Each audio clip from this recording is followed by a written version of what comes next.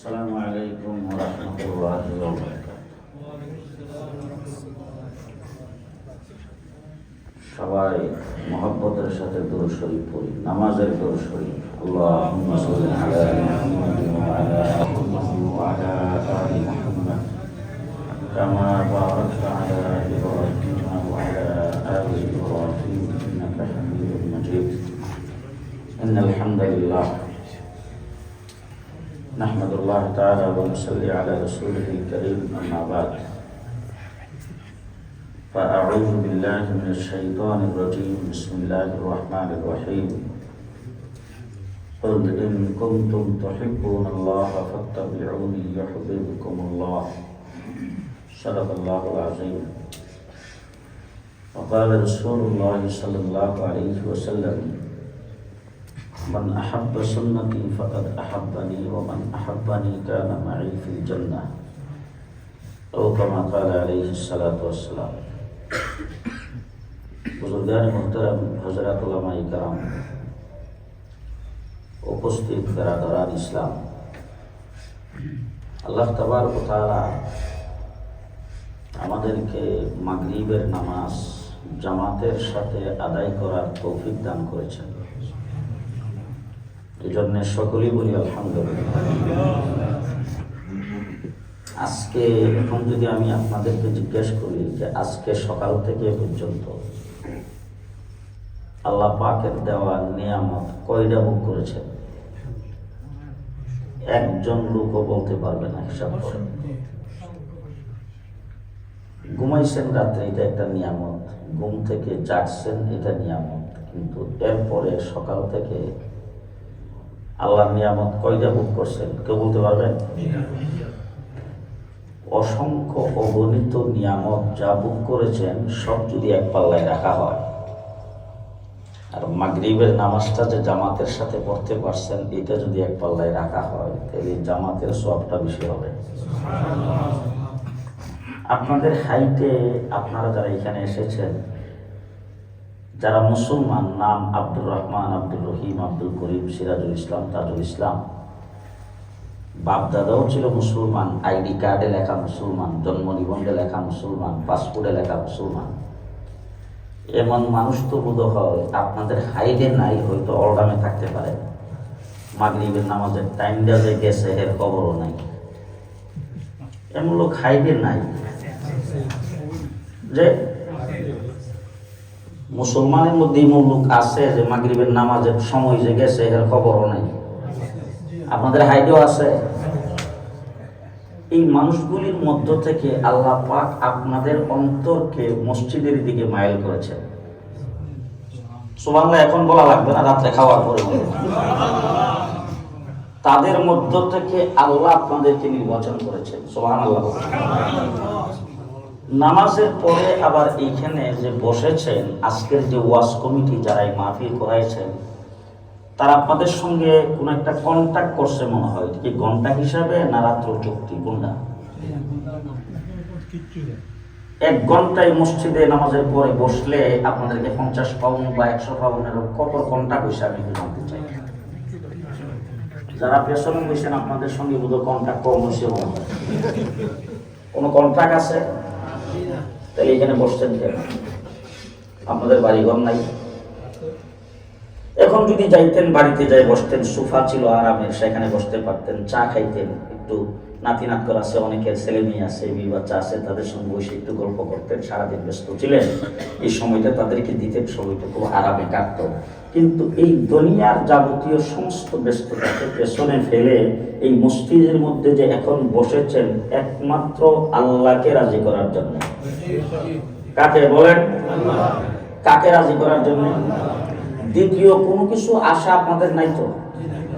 জি, একমাত্র আল্লাহকে রাজি এবং খুশি করার জন্য এখানে বসেছেন, ঠিক না ঠিক?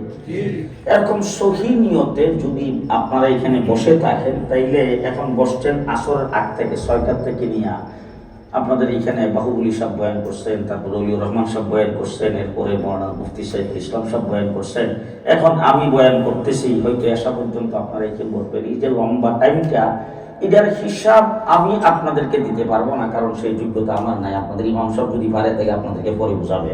কিন্তু আমি শুধু আপনারা যে এখানে বসেছেন, এই বসাটার মূল্য, একটা মুহূর্তের মূল্য কত? এক লম্হা, একটা মুহূর্তের মূল্য হলো সুলাইমান আলাইহিস সালামের শাহী তখ্ত যদি এক পাল্লায় রাখা হয়, আর আপনাদের এই বসাটার একটা মুহূর্ত যদি এক পাল্লায় রাখা হয়, মুহূর্তের পাল্লাটা ভারী হবে।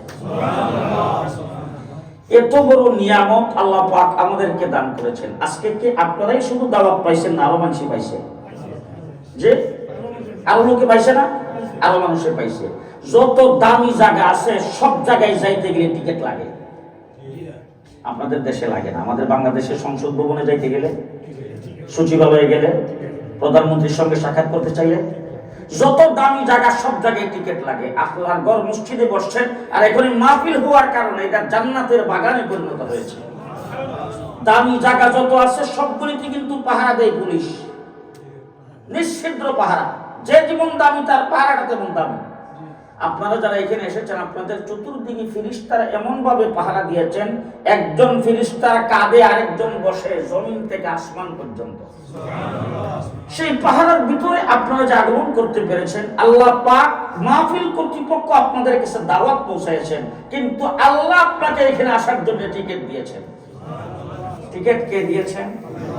আল্লাহ পাক টিকিট দিয়েছেন। আমার বন্ধুগণ, আমার নবী মুহাম্মদ রাসূলুল্লাহ সাল্লাল্লাহু আলাইহি ওয়াসাল্লাম সর্বশেষ নবী। বলেন কোন নবী? সর্বশেষ নবী। খুব ভালো করে সবাই বলবেন, আমার সাথে কথা বলবেন। আপনারা আমার বাংলা বুঝতেছেন তো? তো বুঝলে আপনারা যে জিন্দা আছেন এটা আমার জানেন, কথাটা বুঝে আসছে তো? জি, আমার নবী হলো সর্বশেষ নবী। আমার নবীর পরে কিয়ামত পর্যন্ত কোন নবী নাই। এখন যদি রাসূল সাল্লাল্লাহু আলাইহি সাল্লামকে আপনি যদি মানেন সৃষ্টির সেরা আমার নবী, আমার নবী শ্রেষ্ঠ নবী, আমার নবী সকল নবীদের নবী, আমার নবী আসমান জমিনের নবী, আমার নবী তামাম পৃথিবীর সৃষ্টি জগতের সকলের নবী, সবকিছু রাসূলের মানলেন। শুধু একটা জায়গায় আয়েশা যদি আপনার ভিতরে এমন কোন একটা ধারণা থাকে যে কিয়ামত পর্যন্ত লম্বা টাইম এর ভিতরে কোন নবী আসলেও আসতে পারে, এমন কোন সন্দেহ যদি আপনার ভিতরে থাকে, তাহলে আপনারা বলেন তো আপনার ঈমান আছে না গেছে? কথা বলেন, ঈমান নাই। তাইলে মুহাম্মদুর রাসূলুল্লাহ সাল্লাল্লাহু আলাইহি ওয়াসাল্লাম সর্বশেষ নবী, আর আমরা সর্বশেষ উম্মত। আমরা সর্বশেষ উম্মত। নবী শ্রেষ্ঠ, আমরাও শ্রেষ্ঠ। সুবহানাল্লাহ, সুবহানাল্লাহ। নবী শ্রেষ্ঠ, আমরাও শ্রেষ্ঠ। আচ্ছা, আমরা যে শ্রেষ্ঠ এটা বোধ হয় গত সরকারের আমলে ঢাকার সংসদে বিল পাস হয়েছে। যে কে বলছেন এটা? কুনতুম খায়রা উম্মাতিন উখরিজাত লিন-নাস। আদম থেকে শুরু করে মুহাম্মদুর রাসূলুল্লাহ পর্যন্ত যত নবী দুনিয়াতে প্রেরিত হয়েছে, সমস্ত নবীর উম্মতের মধ্যে খায়রু উম্মত মুহাম্মদুর রাসূলুল্লাহ সাল্লাল্লাহু আলাইহি ওয়াসাল্লাম। নারে তাকবীর, আল্লাহু আকবার। ইসলাম জিন্দাবাদ। আমাদেরকে শ্রেষ্ঠত্ব দিয়েছেন কে? আস্তে করে বাইরে থেকে বাড়ি যাবে না। শ্রেষ্ঠত্ব কে দিয়েছেন? মহান আল্লাহ পাক আমাদেরকে শ্রেষ্ঠত্ব দিয়েছেন। তার কারণ হলো আমাদের নবী শ্রেষ্ঠ। বাপ দামি হইলে ছেলেও দামি হয়, কথা কয় না, ঠিক না? ঠিক। আমাদের নবী শ্রেষ্ঠ। মুহাম্মদুর রাসূলুল্লাহ সাল্লাল্লাহু আলাইহি ওয়াসাল্লাম সর্বশেষ নবী, তারপরে কিয়ামত পর্যন্ত কোনো নবী নাই। এখন আমি একটা কথা আপনাদের জিজ্ঞাসা করতে চাই, আর নবী আসার কি কোনো প্রয়োজন আছে? কথা সবাই কয় না। নবী আসার কোনো প্রয়োজন নাই। কেন প্রয়োজন নাই সেটা একটু বুঝেন আপনারা।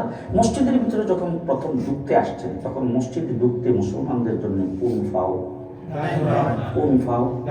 ডাইন ফাও। রাসূল সাল্লাল্লাহু আলাইহি ওয়াসাল্লামের যুগে ছিল 2 ফাও একসাথে দিয়ে ঢোকা। কথা বলেন, হুজুর সাল্লাল্লাহু আলাইহি ওয়াসাল্লাম মসজিদে কোন ফাও দিয়ে ঢুকতেন? ডাইন ফাও। হযরত আবু বকর সিদ্দিক কোন ফাও দিয়ে ঢুকতেন? ডাইন ফাও। তাহলে আজকে 1450 বছর পর্যন্ত মসজিদের ভিতরে রাসূল যেইভাবে ঢুকতেন সেইভাবে ঢুকাই আছে না নাই? দোয়াটা বোধহয় একটু পরিবর্তন হয়েছে। হুজুর সাল্লাল্লাহু আলাইহি ওয়াসাল্লাম মসজিদে ঢোকার সময় সূরা বাকারা পড়ে ঢুকতো, আমরা আল্লাহুম্মা আফতাহলি পড়ে ঢুকি। কথা বলেন, তাহলে রাসূল কি এই দোয়া পড়ে ঢুকতেন? সাহাবায়ে কেরাম কি এই দোয়া পড়ে ঢুকতেন? কোন পরিবর্তন নাই। এবার জিজ্ঞেস করতে চাই, সারা দিনের নামাজ কয় ওয়াক্ত ফরজ? রাসূলের সময় বোধ ছিল 50 ওয়াক্ত। কয় ওয়াক্ত? মাগরিবের নামাজ পড়ছেন 3 রাকাত, রাসূলের সময় ছিল 12 রাকাত। ফরজ কয় রাকাত? রাসূলের সময় কি আমাদের ইমাম সাহেব আজকে যেভাবে নামাজ পড়াইছে রাসূলও কি সেইভাবেই পড়াইতো? এখন জিজ্ঞেস করতে চাই, ওযুর ফরজ কয়টা? আজকের থেকে 1400 বছর আগে যখন রাসূল দুনিয়াতে আসছিল তখন ছিল কয়টা? আবু বকর সিদ্দিকের যুগে ছিল কয়টা? গোসলের ফরজ কয়টা? 3টা। রাসূলের যুগে ছিল কয়টা? 3টা। তাহলে 1450 বছরের ভিতরে আল্লাহর নবী দ্বীন ইসলামকে যেইভাবে রেখে গেছে সেইভাবেই আছে, কিয়ামত পর্যন্ত থাকবে। নবী আসার প্রয়োজন জি? অতীতে নবী আসছে, নবী দুনিয়া থেকে চলে গেছে, নবী চলে গেছে, তার কিতাব চলে গেছে, নবী চলে গেছে, তার তরিকা চলে গেছে, নবী চলে গেছে, তার শরীয়ত চলে গেছে।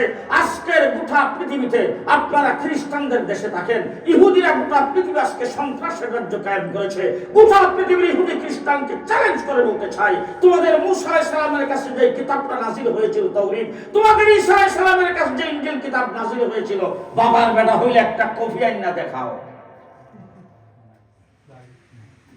আস্তে করে পারবে কেউ? আচ্ছা আস্তে কর, পারবে? জি, একটা কপি কেউ দেখাইতে পারবে না। আপনাদের ইংল্যান্ডে তো মনে হয় ইনজিল কিতাবের অর্থাৎ বাইবেলের হাফেজ মনে হয় কয়েকশো 20,000 তো আছে। কথা বলেন না কেন? আছে একটা হাফেজ। বাদ দিলাম হাফেজ, কুরআনে কারীম আল্লাহ পাকের কালাম কোন ভাষায় নাযিল হয়েছে? আরবি। পৃথিবীর কোন জায়গায় আরবি ভাষা নাই তো? আছে। কোন জায়গায়? সৌদি আরব, আরব আমিরাত, কাতার, কুয়েত, জর্দান, ফিলিস্তিন, মিশর, সমস্ত এলাকার বিশাল মিডল ইস্টের বিশাল এরিয়ার মানুষ কোন ভাষায় কথা বলে? কোরআনের ভাষায় কথা বলে, আরবি ভাষায় কথা বলে। আমার কোরআন আরবি ভাষায় নাযিল হয়েছে, পৃথিবীর বিশাল একটি অংশ আরবি ভাষায় কথা বলে। আজকে চ্যালেঞ্জ করে বলতে চাই, তোমাদের ইনজিল কিতাব যেই ভাষায় নাযিল হয়েছিল সেই ভাষার একটা মানুষ পৃথিবীতে দেখাও। আছে? তাহলে কোরআন শরীফ 30 পারা রাসূলের সময় যেটা যেভাবে নাযিল হয়েছিল এইভাবে এখনো আছে? আরো জোরে কোন আছে? আছে। নবী আসার প্রয়োজন নাই। নবী আসার প্রয়োজন নাই। মুহাম্মদুর রাসূলুল্লাহ সাল্লাল্লাহু আলাইহি ওয়াসাল্লামকে আল্লাহ পাক সর্বশেষ নবী বানায় পৃথিবীতে প্রেরণ করেছেন। আমি আপনাদেরকে শুধু এই কথাটা, এই পারপাসে শুধু আর একটা কথা বলবো। কোরআন শরীফের সর্বপ্রথম আল্লাহ পাক 3টা বিষয়ে আলোচনা করেছেন। কয়টা? 3টা।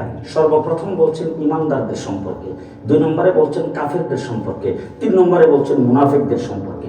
সর্বপ্রথম কোরআন শরীফের 3টা সম্প্রদায় সম্পর্কে আল্লাহ পাক আলোচনা করেছেন।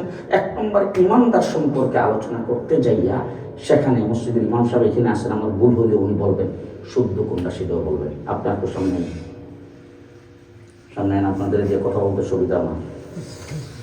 ঈমানদার সম্পর্কে যেখানে আলোচনা করেছেন সেই জায়গায় আল্লাহ পাক বলছেন, আমার ভুল হইলে কিন্তু হুজুররা কইব, ওয়াল্লাযীনা ইউমিনুনা বিমা উনজিলা ইলাইকা ওয়া মা উনজিলা মিন ক্বাবলিক ওয়া মা উনজিলা মিন বা'দিক ওয়া বিল আখিরাতি হুম ইউকিনুন।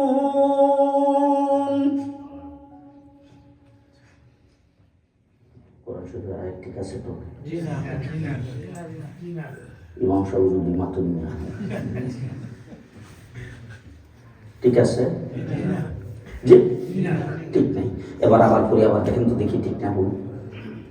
والذين يؤمنون بما أنزل إليك وما أنزل من قبلك وبالآخرة هم يوقنون।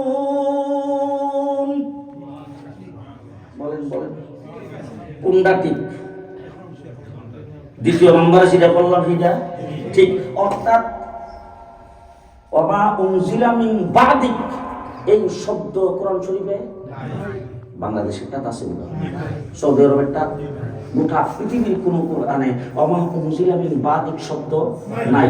ওমা উনজিলা মিন কাবলিক, ওমা উনজিলা মিন কাবলিক আল্লাযীনা ইউমিনুনা বিমা উনজিলা ইলাইকা, আপনার কাছে যেটা নাযিল হয়েছে, ওমা উনজিলা মিন কাবলিক, আদম থেকে ঈসা পর্যন্ত সমস্ত নবীর কাছে যেটা নাযিল হয়েছে, এইটার উপরে যারা ঈমান আনবে, আখিরাতের বিচারের উপরে, আখিরাতের দিনের উপরে যে ব্যক্তি ঈমান আনবে সেই ব্যক্তি হলো মুসলমান। যদি আমার নবীর পরে কোন নবী পৃথিবীতে আসার থাকতো, আল্লাহ পাক কোরআন শরীফে ওমা উনজিলা মিন বাদিক শব্দ বলতেন।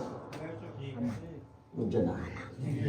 আমার উনজিলা মিন বাদি, আপনার পরে যেগুলি নাজিল হবে সেই শব্দটা আল্লাহ কোরআন শরীফে বলতো যদি কোনো নবী আসার সুযোগ থাকতো।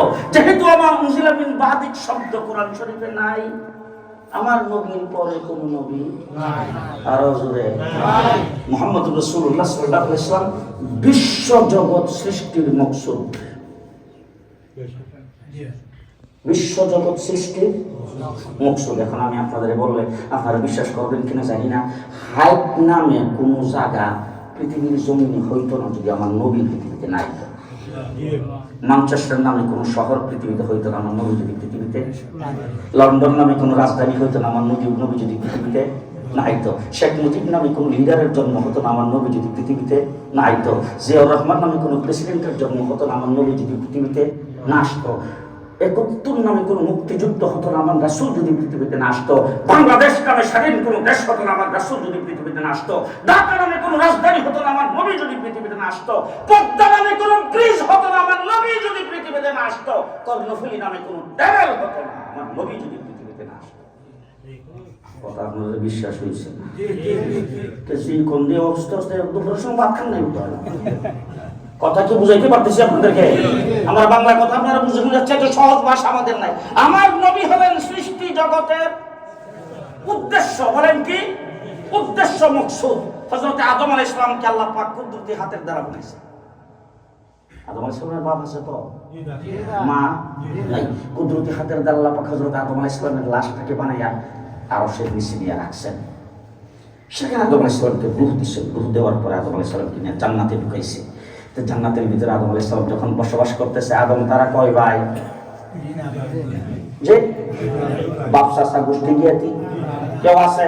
কেউ নাই। জান্নাতের ভিতরে হযরত আদম আলাইহিস সালাম একা যখন বসবাস করে, তখন হঠাৎ করে কিনা আল্লাহর ডাক দেখো, আল্লাহ এই আমারে তুমি বানাইছো কুদরতি হাতের দ্বারা, আমি তো একা, আমার কোনো ভাই বেরাদর নাই, আমার আগেও তুমি কাউরে বানাও নাই, আর আমার থেকে পর্যন্ত কেউ হয় নাই, আমি একাই আছি। কিন্তু যেই দিকে তাকাই এই দিকে দেখি তোমার নামের লগে একটা নাম লেখা, তুমি কার নামটা তোমার নামের লগে রাখে রাখছো? আস্তে সুবহানাল্লাহ, আস্তে আস্তে। তোমার নামের সাথে একটা নাম লেখা দেখতেছি, না কার নামটা তুমি লাগিয়ে রাখছো? আল্লাহ রাব্বুল আলামিন ডাক দিয়ে কইলে, তুমি কোথায় দেখলা? কেন? আমি যখন আরশের নিচে যখন আমি চোখটা খালি মিলছি, মেলার পরে দেখি আরশের মধ্যে বড় করে লেখা লা ইলাহা ইল্লাল্লাহ, সাথে লেখা মুহাম্মাদুর রাসূলুল্লাহ। এরপরে যখন ফেরেশতারা আমাকে আনতে গেছে জান্নাতের ভিতরে ঢুকাইবার জন্য, ফেরেশতাদের প্রত্যেকটা ফেরেশতাদের কপালে দেখি লেখা লা ইলাহা ইল্লাল্লাহ মুহাম্মাদুর রাসূলুল্লাহ। আইনা আমার জান্নাতের ভিতরে ঢুকাবে, আয়েশা দেখি জান্নাতের গেটের মধ্যে বড় করে লেখা লা ইলাহা ইল্লাল্লাহ, সাথে লেখা মুহাম্মাদুর রাসূলুল্লাহ। আল্লাহ ভিতরে ঢুইকা দেখি প্রত্যেকটা গাছের পাতায় পাতায় লেখা লা ইলাহা ইল্লাল্লাহ, সাথে লেখা মুহাম্মাদুর রাসূলুল্লাহ। এ পর্যন্ত যত খাবার গ্রহণ করলাম প্রত্যেকটা খাবারের লেবেলের উপরে লেখা লা ইলাহা ইল্লাল্লাহ মুহাম্মাদুর রাসূলুল্লাহ। আল্লাহ রাব্বুল আলামিন ডাক দেখো, আদম তুমি কি চিনতে পারো নাই? বলে না, জেনে রাখো, তারে যদি না বানাইতাম তোমারও বানাইতাম না। তারে না বানাইলে তোমারও। সৃষ্টি জগতের মকসুদ মুহাম্মদুর রাসূলুল্লাহ সাল্লাল্লাহু আলাইহি ওয়াসাল্লাম আদম আলাইহিস সালামকে